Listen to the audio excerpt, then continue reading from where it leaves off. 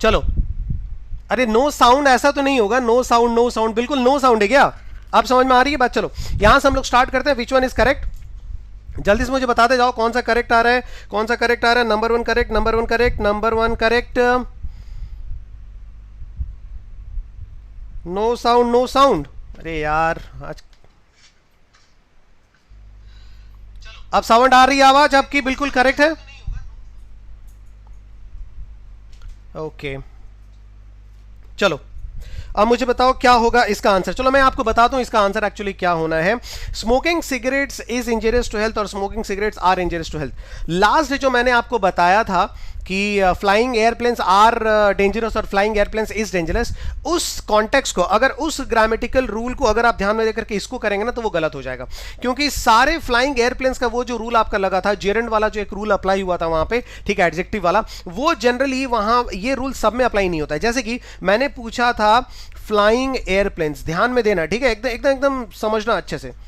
Flying airplanes, ठीक है, तो हमने बोला था फ्लाइंग एयरप्लेन्स इज होगा या फिर आर होगा। अगर आप फ्लाइंग को सब्जेक्ट पकड़ रहे हो तो उसके हिसाब से आपका इज सही हो रहा है, और अगर आप एयरप्लेन्स को सब्जेक्ट पकड़ रहे हो, सब्जेक्ट 2 है, ये सब्जेक्ट 1 है, तब आपका ये आर का सही हो जा रहा है ना। क्योंकि इसके यहां पे क्या है, फ्लाइंग अलग हो सकता है, फ्लाइंग एयरप्लेन्स अलग हो सकता है, ठीक है। अब हम यहां पे क्या बोलेंगे, smoking cigarettes is injurious to health. अब अगर हम यहां पे स्मोकिंग को सब्जेक्ट बना रहे हैं तो उस हिसाब से इज इंजरियस टू हेल्थ मेरा बिल्कुल करेक्ट है।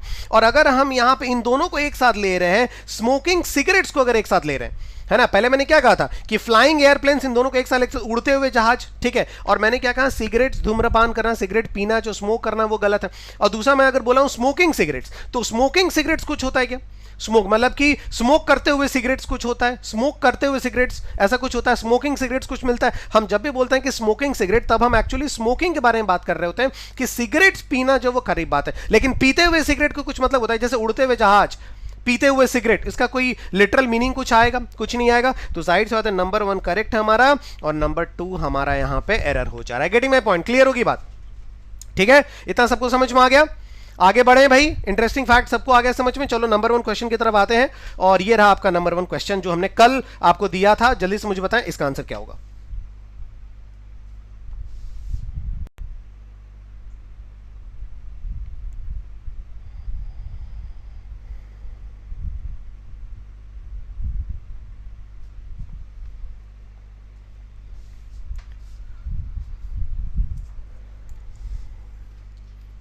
चलो क्या बोला गया, एनी राइट और mishap can be easily and immediately terminated. ठीक है, ध्यान से पढ़ना, कैन बी लिखा हुआ है, कैन बी, तो कोई भी राइट या फिर कोई भी मिसहैप है, ठीक है, कोई भी राइट मतलब दंगा, और कोई भी मिसहैप, कोई भी दुर्घटना, कोई भी दंगा, कोई भी दुर्घटना, can be easily and immediately terminated. उसको बहुत आसानी से और बहुत ही तुरंत उसको बर्खास्त किया जा सकता है, उसको टाला जा सकता है, इफ कंडीशन आ गया, इफ से कंडीशन आ गया, तो if police and concerned departments will act नहीं होगा, यहां पे क्या हो जाएगा, एक्ट प्रॉपरली हो जाएगा। मतलब हमारा जो है ये डी नंबर जो सेंटेंस है, हमारा डी नंबर पार्ट यहां पे क्या आ गया, हमारा एरर आ गया। Getting my point? Will act यहां पे नहीं होगा, यहां पे क्या हो जाएगा, एक्ट हो जाएगा, क्योंकि ये हमारा प्लूरल सब्जेक्ट है यहां पे। Getting my point? ये क्यों हो रहा है, इसलिए क्योंकि ये वाला जो इफ है वो आपको क्या बता रहा है, कंडीशनल सेंटेंस बता रहा है, ठीक है, और कंडीशनल सेंटेंस बता रहा है तो जाहिर सी बात है फ्यूचर में कभी नहीं होगा। तो पहले वाले का आंसर हमारा क्या आ गया, विल एक्ट प्रॉपरली की जगह हो गया एक्ट प्रॉपरली। अगर पुलिस और जो कंसर्न डिपार्टमेंट्स अगर वो सही तरीके से काम करते हैं तो किसी भी दंगे को, किसी भी दुर्घटना को टाला जा सकता है, इजीली, आसानी से और इमीडिएटली, तुरंत टाला जा सकता है। ठीक है, क्लियर होगी बात? नेक्स्ट क्वेश्चन की ओर आगे बढ़ते हैं। ये रहा,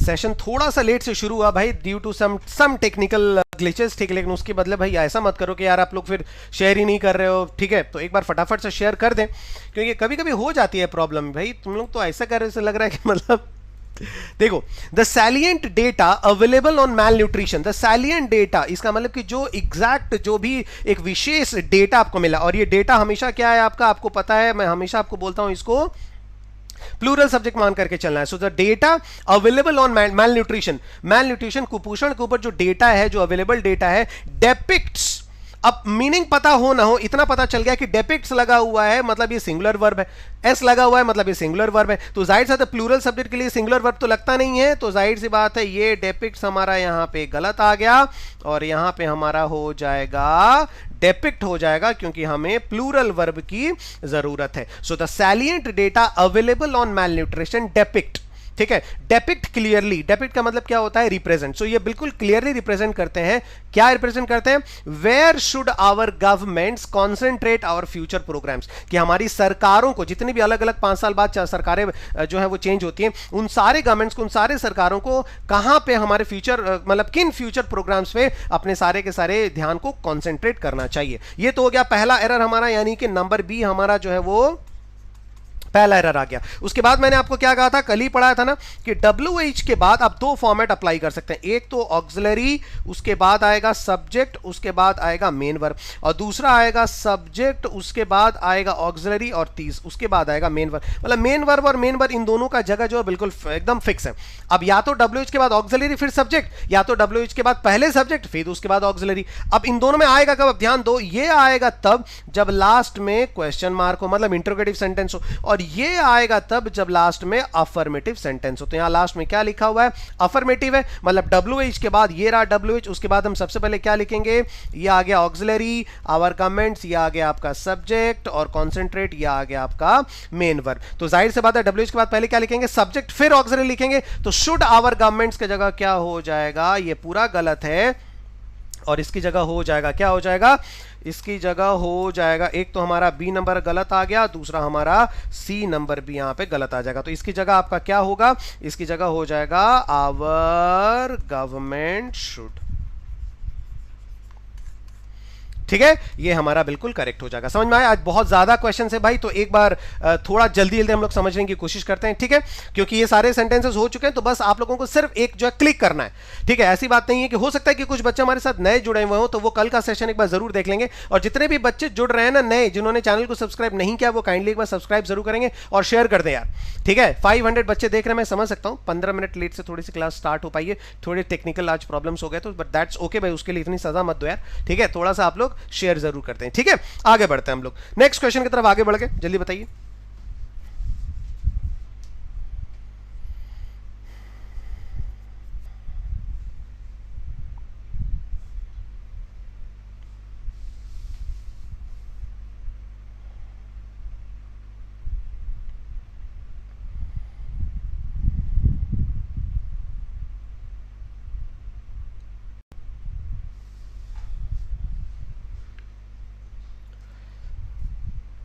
हो गया भाई, क्या आंसर है इसका, मिलाते जाना, मैं बताते जा रहा हूं, आप लोग बस मैच करते हैं ना किसका क्या सही है।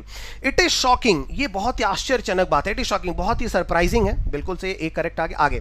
व्हाट शी सेज, जाहिर सी बात है, देखो फुल स्टॉप है ना, तो व्हाट के बाद पहले सब्जेक्ट आ गया, ये रहा सब्जेक्ट, उसके बाद ये आपका मेन वर्ब आ गया, तो पहले सब्जेक्ट आ गया, बिल्कुल करेक्ट आ रहा है, एंड यहां तक भी सही है। आगे बढ़ते हैं। So it is shocking what she says, की ये बिल्कुल आश्चर्यजनक बात है, शॉकिंग है कि वो क्या कहती है, और व्हाट शी डज, यहां पे व्हाट आ गया, फिर ये आ गया आपका सब्जेक्ट, फिर ये डज आ गया आपका मेन वर्ब, मतलब यहां पे बिल्कुल ये वाला रूल बिल्कुल सही लग रहा है, ठीक है, मतलब इस रूल के अकॉर्डिंगली गलती नहीं है। आगे बढ़ते हैं, आगे भाई किस रूल के अकॉर्डिंग गलती है।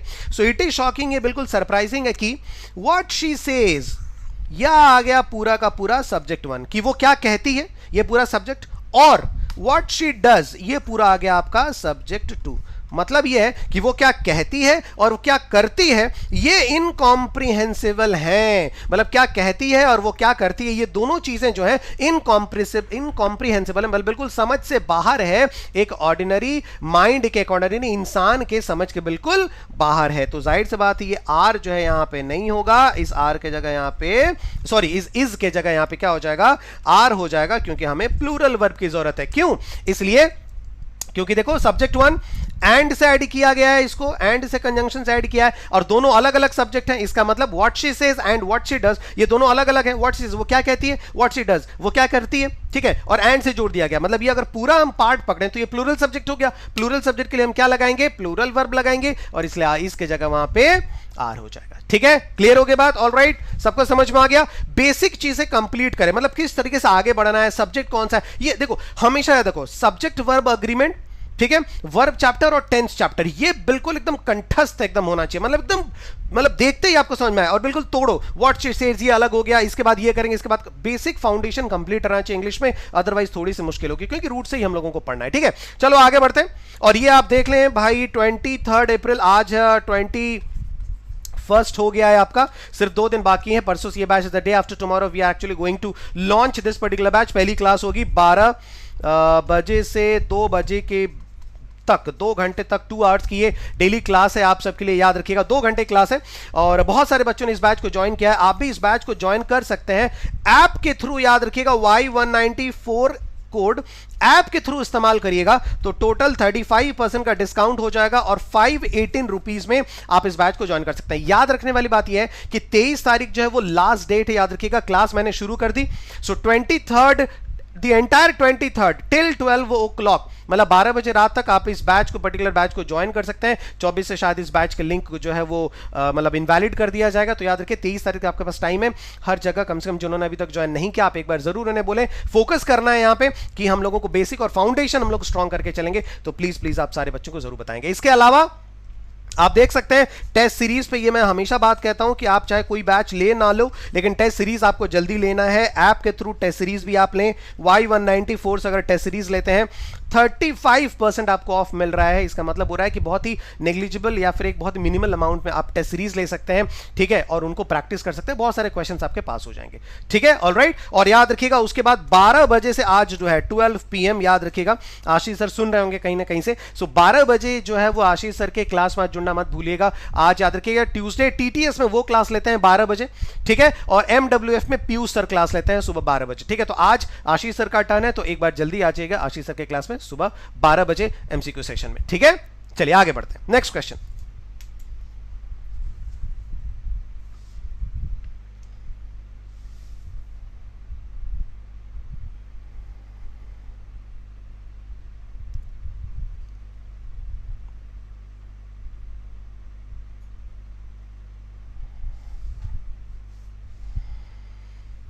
यस, वैलिडिटी 6 मंथ्स है, बिल्कुल बिल्कुल, वैलिडिटी 6 मंथ्स, आपके एग्जाम्स को कवर करेगा ये, डोंट वरी।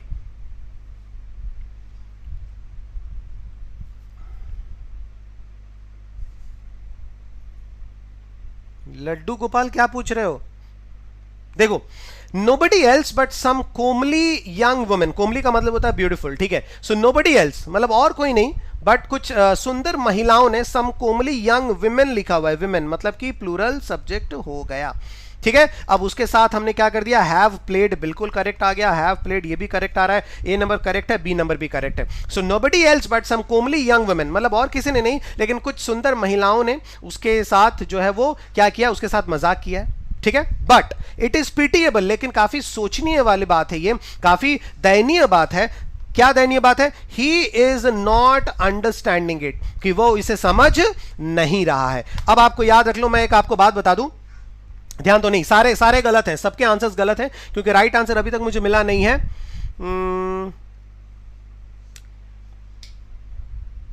ओके देखो, अच्छा, how to install app on laptop, laptop पे कैसे इंस्टॉल करेंगे आप? तो भाई यार एक टेक्निकल टीम से पूछ लो यार, कुछ अगर आपको बीच में गड़बड़ वगैरह कुछ लग रही है ना, तो एक बार टेक्निकल टीम से जरूर पूछेगा, ठीक है। अब देखो एक बात याद रखिएगा, अंडरस्टैंड, मैंने आपको एक रूल बताया था टेंस में, एडमायर हो गया, बिलोंग हो गया, है ना, हियर हो गया, सी हो गया, ये सारे ऐसे वर्ड्स हैं, बिलीव हो गया, ये सारे ऐसे वर्ड है जिनमें आईएनजी नहीं लगता है। वैसे भी अंडरस्टैंड भी मैंने एक बताया था कि इसको आप अंडरस्टैंड को जो है आप प्लस आईएनजी जोड़ करके आप वर्ड जो है नहीं बना सकते। मतलब कि आप समझ रहे हैं, आप समझ रहे हैं, हिंदी में मैं बोल रहा हूं, आप समझ रहे हैं, आर यू अंडरस्टैंडिंग, ये हिंदी में हम बोल सकते हैं, आप समझ रहे हैं, लेकिन उसको जैसे इंग्लिश में हम ट्रांसलेट करेंगे, सो आर यू अंडरस्टैंडिंग, ये गलत हो जाएगा। क्या बोलना पड़ेगा? अगर पास्ट टेंस में बोल रहे हैं तो मैं बोलूंगा डिड यू अंडरस्टैंड, अगर प्रेजेंट टेंस में बोल रहा हूं तो बोलूंगा, क्या बोलूंगा, डू यू अंडरस्टैंड। परफेक्ट में बोलना है हैव यू अंडरस्टूड, कुछ भी बोलिए, लेकिन अंडरस्टैंडिंग एज अ वर्ब नहीं आएगा। तो आप बोलेंगे सर अंडरस्टैंडिंग होता ही नहीं, क्या होता है? एज अ नाउन होता है। You don't have, there is a very good understanding between you and me, है ना, लेकिन जाहिर सी बात अंडरस्टैंडिंग एज अ वर्ब नहीं आएगा। तो जाहिर सी बात है ये जो अंडरस्टैंडिंग लिखा हुआ है, ही इज नॉट अंडरस्टैंडिंग, ये गलत हो जाएगा। क्या हो जाएगा? He does not understand,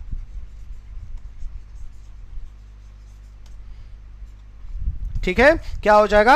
he does not understand, ठीक है, क्लियर हो गई बात? तो जाहिर सी बात है इसका आंसर आपका क्या हो जाएगा, डी में जो है वो आपका एरर आ गया। आगे बढ़ गए हम लोग, ठीक है, नेक्स्ट क्वेश्चन आगे बढ़ गए। स्टैटिव verb, very good Ved Prakash Sharma, बहुत शानदार। शुभम कुमार कह रहे सर याद था लेकिन श्योर नहीं था, does not understand, very good बहुत बढ़िया, शानदार, बिल्कुल विवेक, एकदम एकदम वो मतलब एकदम बेसिक है आपका, फाउंडेशन हम लोग कंप्लीट कर रहे हैं इंग्लिश में, हर एग्जाम के लिए वो बहुत इंपॉर्टेंट है, याद रखिएगा, ठीक है। चलो अब इसका आंसर क्या होगा, some highly significant observations made by the former secretary general in his annual report submitted to the current session of the assembly। some highly significant observations, ये आ गया आपका सब्जेक्ट, कौन सा सब्जेक्ट है भाई, प्लूरल सब्जेक्ट। अब देखो उसके लिए वर्ब कहां है, मेड एक वर्ब है और दूसरा वर्ब है आपका सबमिटेड। अब ये सारे वर्ब के सेकंड फॉर्म में है, ये भी सेकंड फॉर्म में, ये भी सेकंड में, तो यहां प्लूरल सब्जेक्ट हो सिंगुलर सब्जेक्ट कोई मतलब ही नहीं है, क्योंकि वर्ब अगर सेकंड फॉर्म में पास्ट फॉर्म में आ जाता है तो सिंगुलर प्लूरल कुछ होता ही नहीं है, ठीक है। अब आगे बढ़ के सम हाईली सिग्निफिकेंट ऑब्जर्वेशंस, मतलब कुछ ऑब्जर्वेशंस, ठीक है, made by the former secretary general, मतलब कि फॉर्मर सेक्रेटरी जनरल द्वारा किए गए कुछ ऑब्जर्वेशंस इन हिज एनुअल रिपोर्ट, ठीक है, अपने एनुअल रिपोर्ट में फॉर्मर सेक्रेटरी जनरल द्वारा मेड किए गए, मतलब किए गए कुछ ऑब्जर्वेशंस, ठीक है, कुछ ऑब्जर्वेशंस। उसके बाद यहां तक हो गया कि फॉर्मर सेक्रेटरी जनरल द्वारा अपने एनुअल रिपोर्ट में किए गए कुछ ऑब्जर्वेशंस, यहां तक क्लियर हो गया। अब आगे पढ़ेंगे कुछ observations submitted to the current session, कुछ ऑब्जर्वेशंस ने सबमिट किया। अगर मैं बोलूं कि आई सबमिटेड, इसका मतलब क्या हो रहा है कि मैंने सबमिट किया। अगर मैं बोलूं कि सम ऑब्जर्वेशन सबमिटेड, इसका मतलब कुछ ऑब्जर्वेशन ने सबमिट किया, लेकिन ये तो मीनिंग नहीं है, उन ऑब्जर्वेशंस को सबमिट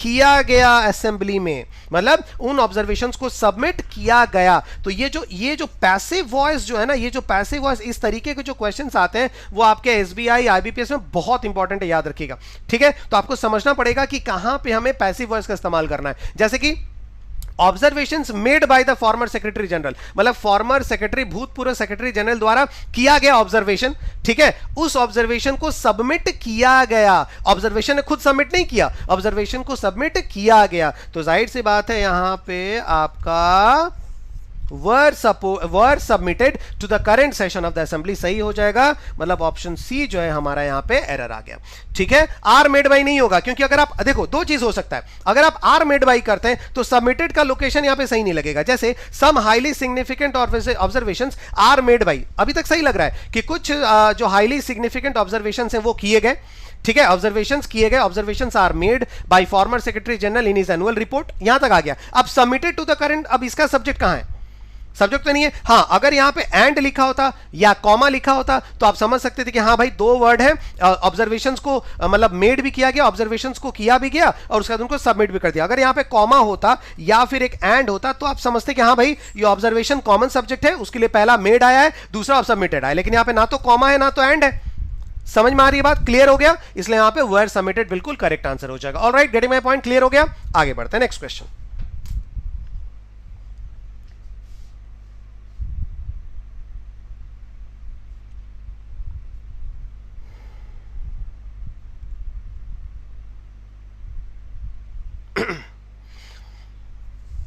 भाई सेशन इतना अच्छा चल रहा है, ठीक है, एक्सप्लेनेशन क्वेश्चंस वगैरह सही आ रहे हैं, आप सारे लोग सही कर रहे हैं। भाई कौन महानुभाव सब है मुझे समझ में नहीं आती है। 6 डिसलाइक्स हो गए हैं, ठीक है ना, मतलब 6 बच्चे ऐसे हैं जिन्होंने डिसलाइक कर दिया। अब भाई शत शत प्रणाम उनको जिन्होंने भी डिसलाइक किया हुआ है ना। अब अच्छा है, आप ऐसे ही डिसलाइक करते रहें, ठीक है, हमेशा डिसलाइक करते रहें, आपके जीवन में और उन्नति हो भाई, ठीक। देखो इसका आंसर क्या होगा, listening to the government guidelines, listening to the government guidelines, listening का मतलब क्या हो गया, सुनते हुए, ठीक है, लिसनिंग के बाद टू हमेशा आता है, बिल्कुल करेक्ट है। तो listening to the government guidelines, government guidelines को, सरकार के गाइडलाइंस को सुनते हुए, सरकार के गाइडलाइंस को सुनते हुए आगे बढ़ते हैं भाई, ये नंबर करेक्ट आ रहा है। The corporation has been conducted, corporation has been conducted, मैंने आपको क्या बोला था, बिन के बाद या तो वर्ब का आईएनजी आएगा, बिन के बाद या तो वर्ब का थर्ड फॉर्म आएगा। अगर बिन के बाद आईएनजी है तो एक्टिव वॉइस, बिन के बाद वर्ब का थर्ड फॉर्म है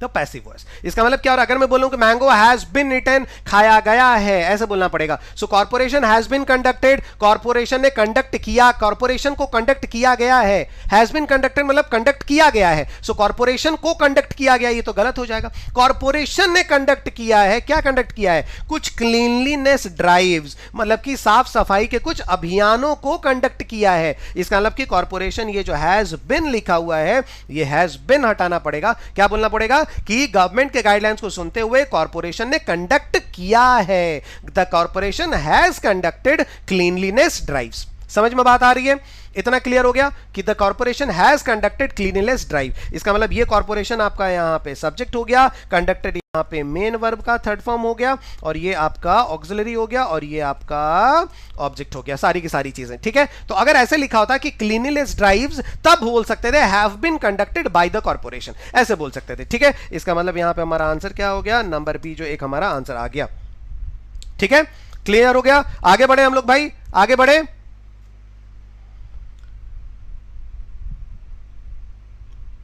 फॉरेन स्टूडेंट्स कैसे बाई कर सकते हैं सर? कोई प्रोसीजर? सेम प्रोसीजर है भाई, एकदम सेम प्रोसीजर है। ठीक है, डोंट वरी।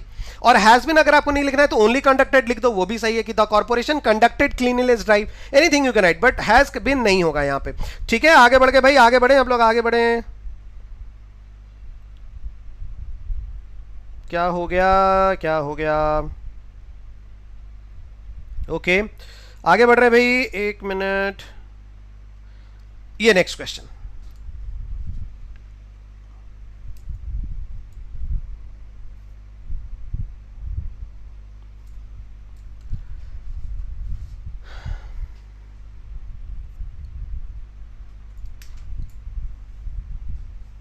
बहुत बढ़िया क्वेश्चन है ये।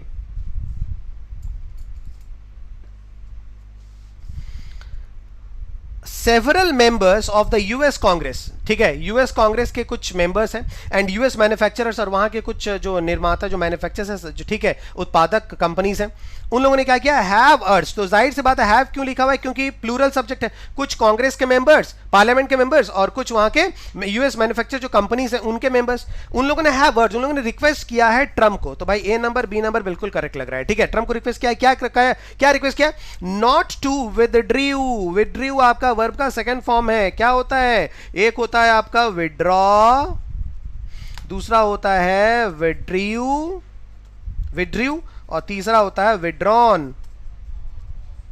यह है आपका V1, यह है आपका V2, और यह है आपका V3। तो जाहिर सी बात है, टू के बाद हम लोग क्या इस्तेमाल करते हैं, हमेशा वर्ब का फर्स्ट फॉर्म इस्तेमाल करते हैं। तो ये विड्रू नहीं होगा, यहां पे क्या हो जाएगा, to withdraw GSP benefits available to India. मतलब क्या बोला जा रहा है कि हैव अर्ज ट्रम्प, उन लोगों ने ट्रम्प से रिक्वेस्ट किया है कि इंडिया को जो जीएसपी का मान्यता उन्होंने दिया था उसको विड्रॉ ना करने के लिए। सो टू विड्रॉ जीएसपी बेनिफिट्स होगा, विड्रू यहां पे नहीं होगा। इसका मतलब कि हमारा आंसर क्या हो गया, सी नंबर यहां पे बिल्कुल करेक्ट आंसर हो गया। गेटिंग माय पॉइंट, क्लियर हो गया। Next question number 8।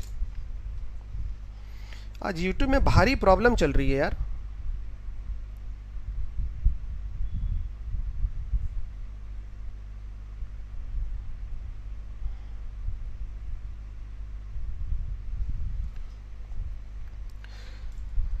हाँ भाई, डिसलाइक थे 6 और 4 डिसलाइक हो गए भाई। बहुत शानदार, बहुत बढ़िया, बहुत बढ़िया, मज़ा आ गया। मतलब मुझे काफ़ी खुशी मिलती है ना। और भगवान जो लोगों ने डिसलाइक किया उनको और ज़्यादा मतलब सुख शांति दे, ठीक है, और ज़्यादा उन्हें आशीर्वाद दे कि वो ऐसे ही लोगों के जीवन में डिसलाइक्स भरते रहें। काफ़ी अच्छा काम कर रहे हैं आप लोग, बहुत बढ़िया, बहुत बढ़िया, शानदार, बहुत शानदार भाई, वेल डन। ठीक है, अब इसका देखो आंसर क्या होगा, एक बार जल्दी से बताओ।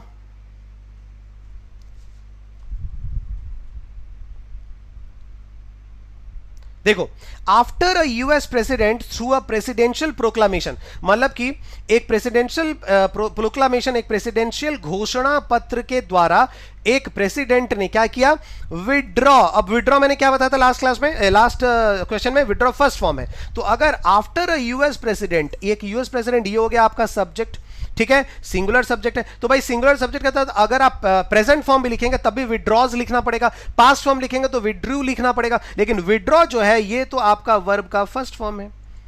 है ना। सिंगुलर सब्जेक्ट के साथ तो आप वर्ब का फर्स्ट फॉर्म इस्तेमाल नहीं कर सकते क्योंकि हमेशा प्लूरल होता है, तो जाहिर से बात है यहां पे ये विड्रॉ नहीं होगा, यहां पे ये गलत है। यहां पे आप या तो विड्रू लिख सकते हैं या फिर कोई दूसरा फॉर्म, लेकिन विड्रॉ जो है यहां पे नहीं होगा, मतलब नंबर बी यहां पे आपका एरर आ गया।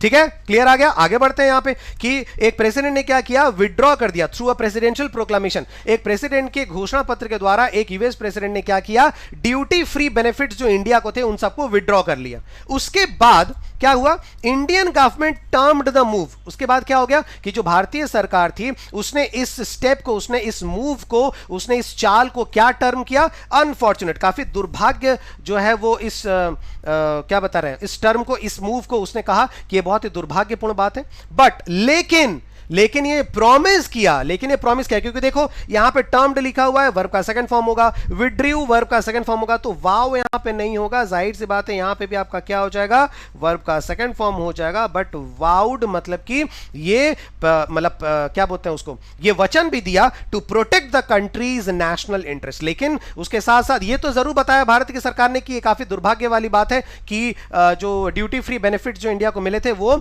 यूएस प्रेसिडेंट ने फिर से छीन लिया। ठीक है, लेकिन इसके साथ साथ उन्होंने, भारतीय सरकार ने यह भी प्रॉमिस किया, वाउट का मतलब यह भी वचन दिया कि कंट्री के इंटरेस्ट को, कंट्री के मान सम्मान को वो कभी भी क्षय होने नहीं देंगे, वो उसको प्रोटेक्ट करेंगे। ठीक है, इसका मतलब कि यहां पे हमारा बी और डी ये दोनों हमारे एरर हो गए। क्लियर हो गए बात, आगे बढ़े नेक्स्ट क्वेश्चन।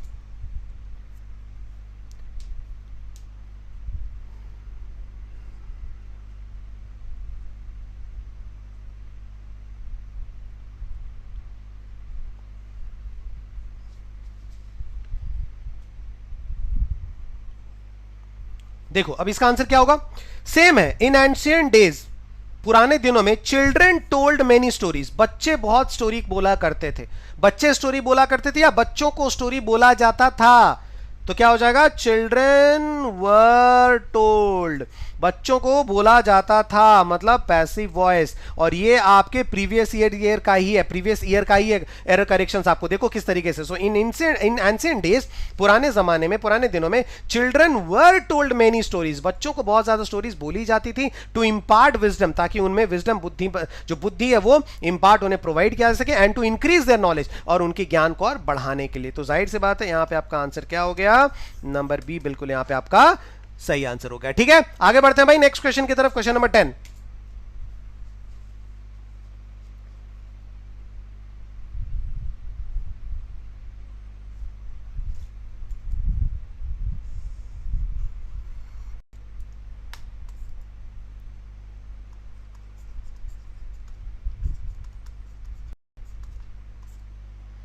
ये पहला एरर तो मैं खोज ले रहा हूं कि भाई यहां पे एफिशिएंसी नहीं होगा, एफिशिएंट टीम होगा। क्यों, क्योंकि ये टीम क्या है आपका, ये नाउन है, तो जाहिर सी बात है यहां पे आपका क्या होना चाहिए, एडजेक्टिव होना चाहिए था। एफिशिएंसी नाउन नहीं आएगा। कैसी टीम की बात हो रही है, काफी एकदम योग्य टीम की बात हो रही है, एफिशिएंट टीम की बात हो रही है। तो पहला नंबर ए तो हमारा यहां पे गलत आ ही गया है।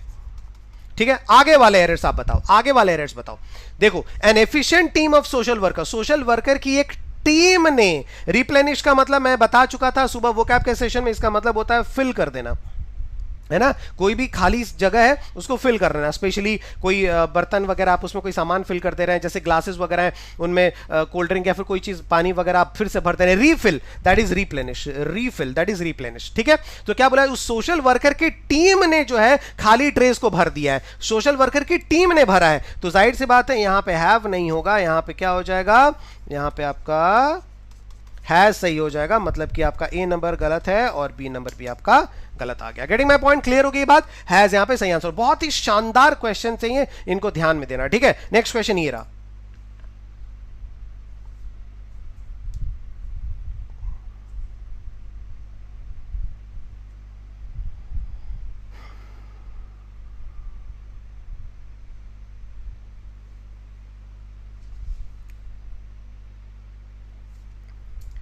भाई सेशन को एक बार शेयर करते जाओ यार, फटाफट से एक बार आप लोग सारे के सारे लोग शेयर करते जाइए, जितने लोग जुड़ रहे हैं नए नए वो लोग चैनल को सब्सक्राइब भी करते रहेंगे। ठीक है, चलो इसका आंसर क्या होगा, to prepare for the role, उस रोल के लिए अपने आप को प्रिपेयर करने हेतु, the actor met the people, वो जो एक्टर था, ठीक है, नायक जो था, मेट द पीपल, उन लोगों से मिला, जिन्होंने वर्कड वंस, जिन्होंने एक बार काम किया था in close association with the former prime minister, ठीक है, काफी नजदीक में उस फॉर्मर प्राइम मिनिस्टर के साथ उन्होंने काम किया था। तो देखो मेट एक हो गया वर्ब का सेकंड फॉर्म, दूसरा वर्कड एक हो गया वर्ब का सेकंड फॉर्म। तो जाहिर सी बात है यहां हम क्या बोलेंगे, दो वर्ब के एक सेंटेंस में दो वर्ब के सेकंड फॉर्म, जाहिर सी बात है किसी एक को पास्ट परफेक्ट में लेना पड़ेगा। किसको लेना पड़ेगा, जो काम पहले हुआ है। तो पहले वो लोगों से मिला या पहले उन लोगों ने काम किया था प्राइम मिनिस्टर के साथ, तो जाहिर सी बात है जिन्होंने काम किया था कभी प्राइम मिनिस्टर के साथ उनके साथ वो मिला। तो जाहिर सी बात है यहां पे वर्कड नहीं होगा, यहां पे क्या हो जाएगा, हैड वर्कड यहां पे सही आंसर हो जाएगा। हैड वर्कड यहां पे हो जाएगा, मतलब मैं बात कर रहा हूं पास्ट परफेक्ट की, जिसका मतलब होता है हैड प्लस V3। समझ में आई बात, क्लियर हो गया, आगे बढ़े हम लोग भाई, ठीक है। नेक्स्ट क्वेश्चन,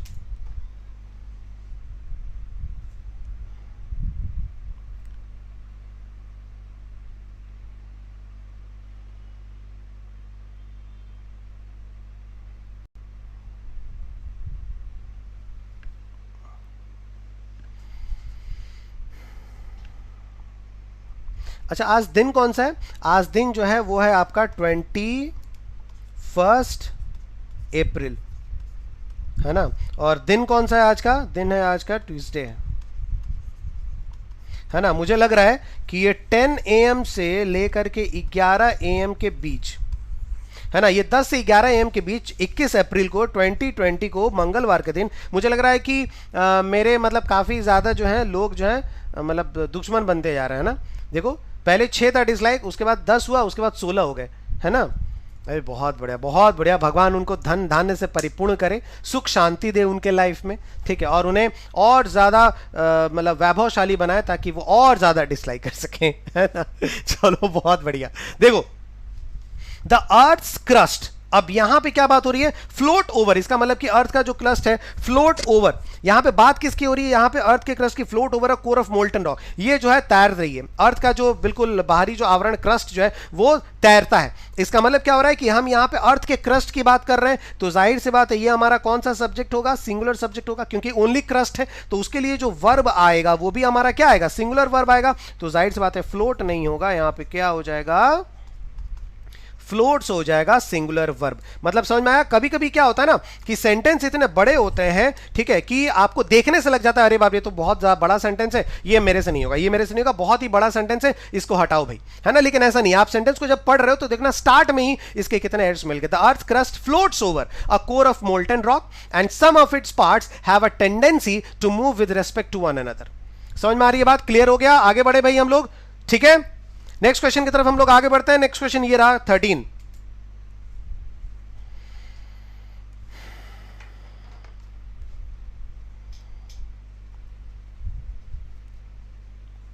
लेकिन भाई देखो मतलब जो क्या कहते हैं लवर्स, ठीक है, पीपल हु लव मी, उनकी भी संख्या कम नहीं है, 700 हम लोग क्रॉस कर गए भाई, ठीक है, और बहुत बढ़िया। और लाइक्स मैं जरा सा देख लूं भाई, बहुत शानदार, 650 के आसपास लाइक्स हो गए भाई, और क्या चाहिए मुझे, है ना भाई, बहुत बढ़िया बहुत बढ़िया।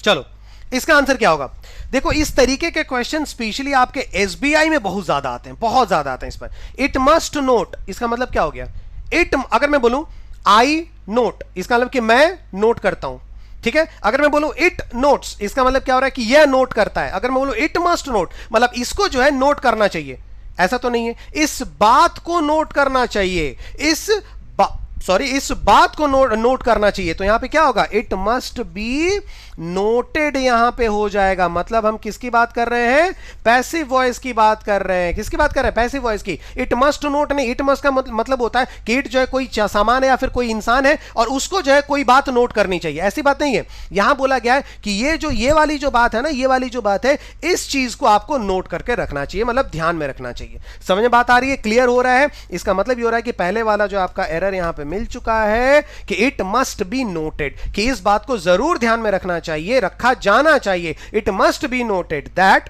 आगे बढ़ते हैं, डिसेंट्रलाइजेशन शुड अप्लाई, डिसेंट्रलाइजेशन है, should apply along with caution. Decentralise जो है, अगर मैं बोलूं आई शुड अप्लाई, इसका मतलब मुझे अप्लाई करना चाहिए, मुझे अप्लाई करना चाहिए। अगर मैं बोलूं the principle should apply this, principle को इस चीज को अप्लाई करना चाहिए। डिसेंट्रलाइजेशन शुड अप्लाई, डिसेंट्रलाइजेशन को अप्लाई करना चाहिए। तो डिसेंट्रलाइजेशन कोई आदमी है नहीं ना, डिसेंट्रलाइजेशन जो स्कीम है उसको अप्लाई किया जाना चाहिए, उसको अप्लाई किया जाना चाहिए। So decentralisation should be applied.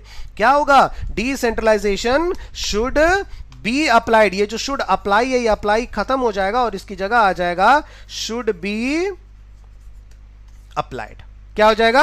ये भी आपका पैसिव वॉइस में हो जाएगा। ध्यान देखिएगा कि इस बात को, इट मस्ट बी नोटेड, इस बात को ध्यान में रखा जाना चाहिए कि डिसेंट्रलाइजेशन को अप्लाई किया जाना चाहिए अलोंग विद किसके साथ? कॉशन। बहुत ही सतर्कता के साथ डिसेंट्रलाइजेशन को अप्लाई किया जाना चाहिए, एज इट कैन लीड, क्योंकि ये रिजल्ट ये हो बदल सकता है किस चीज में? Organisational disintegration. ये किसी कंपनी को तोड़ सकता है, डिसइंटीग्रेट कर सकता है। इसलिए डिसेंट्रलाइजेशन को बहुत ही सतर्कता के साथ अप्लाई किया जाना चाहिए। इसका मतलब ये बी नंबर भी हमारा गलत हो गया।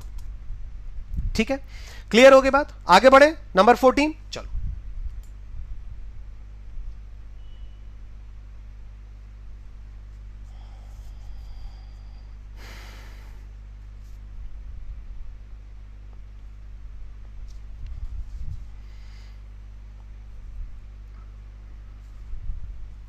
बहुत बढ़िया, बहुत बढ़िया। You people are doing it very nice. बहुत बड़े, बहुत नाइसली, अच्छे से कर रहे हैं आप लोग। इसका आंसर क्या होगा? A British court has ruled.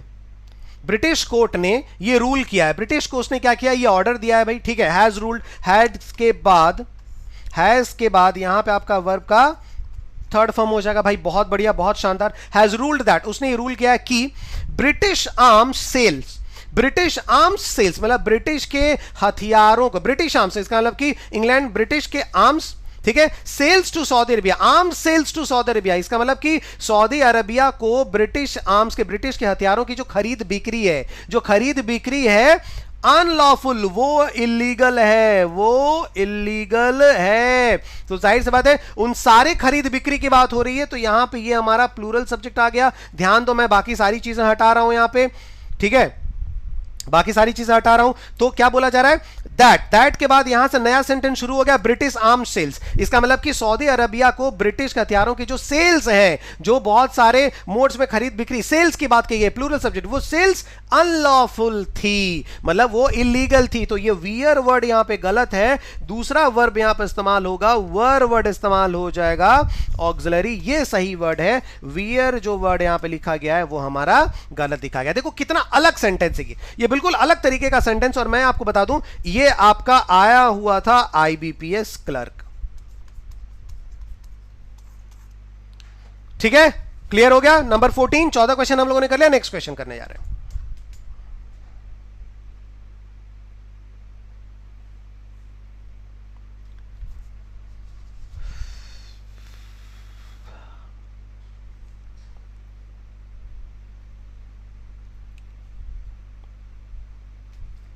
नहीं, सेल नहीं होगा। आप चाहे देखो, सेल लिखो चाहे कुछ भी करो, ठीक है, क्योंकि सेल का सेल्स आप बोल ही सकते हैं, क्योंकि अलग बहुत सारे सेल्स हो रहे थे, अलग अलग सेल्स की बात कर रहे हैं ना। आर्म सेल्स मतलब कि क्या हो रहा है, क्योंकि वहां पे ऑलरेडी सेल्स है और यहां पे आपको वियर करना है, तो जाहिर सी बात है वियर को आप वाज या वर में चेंज नहीं कर सकते। मतलब सेल्स को आप सेल या सेल में चेंज करेंगे और वियर को आप वर करेंगे, तो आपको कौन सा अप्रोप्रिएट लग रहा है? क्योंकि सेल और सेल्स आप दोनों लिख सकते हैं वहां पे। ठीक है, next, the voters have become, देखो हैव आ गया ऑक्सिलरी, इसके साथ वर्ब का ये थर्ड फॉर्म आया है, मतलब बिल्कुल करेक्ट है ये। आगे बढ़ते हैं, यहां तक बिल्कुल करेक्ट, आगे बढ़ते हैं। The voters have become tired, voters जो हैं वो बिल्कुल थक चुके हैं। किस चीज का? Of hearing politicians. ठीक है, ऑफ हियरिंग पॉलिटिशियंस, पॉलिटिशियंस को ये सुनते हुए बिल्कुल वो थक चुके हैं वोटर्स। ठीक है, पॉलिटिशियंस को ये चीज सुनते हुए, क्या सुनते हुए? मेड पायस, पायस का मतलब होता है बहुत पवित्र। प्रोनाउंसमेंट, घोषणा करते हुए, मतलब क्या हो गया कि पॉलिटिशियंस जो हैं, पॉलिटिशियंस को बहुत ही अच्छे अच्छे वादे करते हुए, सुनते हुए, बहुत ही अच्छे वादे करते हुए, उन लोगों को ये वादे करते हुए सुनते हुए जो वोटर्स हैं वो काफी टायर्ड हो चुके हैं। मतलब क्या हो रहा है, पॉलिटिशियन जा रहे हैं और वो बड़े बड़े वादे कर रहे हैं, तो उनको वादे करने के ही कंडीशन में सुनते हुए वोटर्स लोग जो है अब काफी टायर्ड हो चुके हैं। तो जाहिर सी बात है, the voters have become tired of hearing. Of आ गया तो ऑफ के बाद वर्ब का आईएनजी फॉर्मेट आएगा, ये तो बिल्कुल करेक्ट है। हियरिंग यहां पे करेक्ट आ रहा है, जेरेंड के तरीके से इस्तेमाल हुआ है। The voters have become tired of hearing, इतना क्लियर हो गया। ऑफ हियरिंग पॉलिटिशियंस, पॉलिटिशियंस को सुनते हुए, क्या करते हुए, सुनते हुए, मेड पायस तो नहीं होगा, जाहिर सी बात है क्या हो जाएगा यहां पे, मेकिंग। क्या हो जाएगा, मेकिंग पायस प्रोनाउंस, मतलब कि बहुत ही पवित्र अच्छे अच्छे वादे करते हुए पॉलिटिशियंस को सुनते हुए जो वोटर्स अब काफी टायर्ड हो गए। इसका मतलब यहां पे बी नंबर जो है हमारा एरर आ गया। आपको समझना पड़ेगा वहां पे चीजें कि किस तरीके से जो है वो सेंटेंसेस यहां पे आगे बढ़े, किस तरीके से चीजें यहां पे हो रही हैं। ठीक है, नेक्स्ट क्वेश्चन एक बार करते हैं, जल्दी से बताओ क्या होगा।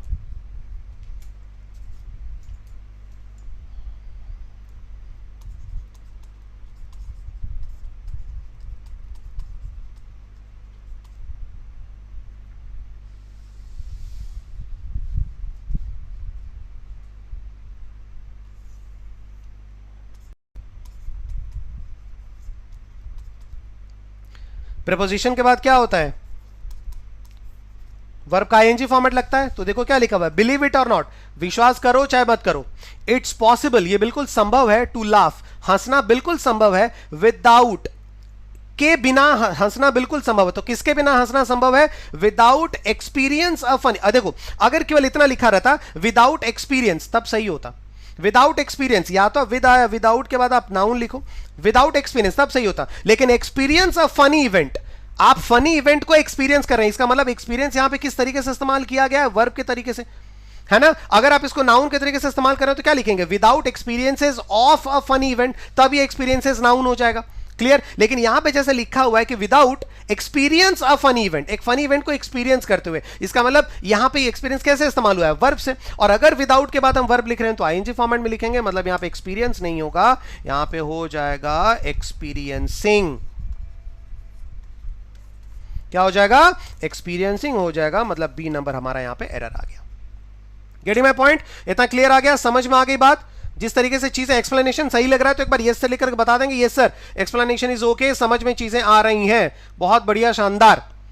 ठीक है भाई, इसके बाद 11 बजे से सौरभ सर की क्लास होने वाली है, 11 AM जो है वो सौरभ सर की क्लास होने वाली है, रीजनिंग की क्लास। फिर 12 बजे से आशीष सर आपके साथ जुड़ने वाले हैं। तो भाई बहुत ही इंपॉर्टेंट सेशंस आपके आगे लगे हुए हैं। मैं अभी इतना ज़्यादा और आपको परेशान नहीं करूंगा, ठीक है, क्योंकि जितना ज़्यादा परेशान कर रहा हूँ बच्चे डिसलाइक और ज़्यादा करते आ रहे हैं, ठीक है। लेकिन भाई अच्छा है, 800 के आसपास हमारे लाइक्स भी हो गए, तो भाई बहुत अच्छी बात है। सबको भगवान जो है अच्छे अच्छे बुद्धि दे, ठीक। ऑलराइट, तो बस हम यहाँ पे फिनिश करते हैं। लेकिन एक क्वेश्चन आप ये ले जाओ, 17 नंबर क्वेश्चन, इसका आंसर आपको मुझे कमेंट में देना है, कमेंट बॉक्स,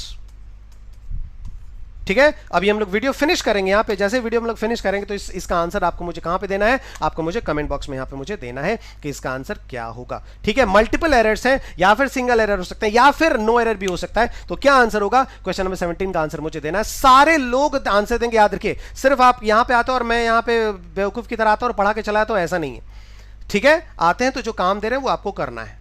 ऑलराइट, तो 17 नंबर क्वेश्चन का आंसर आपको मुझे देना है, याद रखिए। और जिन्होंने जो है सुबह का सेशन 8 बजे का नहीं देखा होगा, एक बार जल्दी से जाइए और सुबह का 8 बजे का सेशन एक बार जरूर देख लें, ठीक है।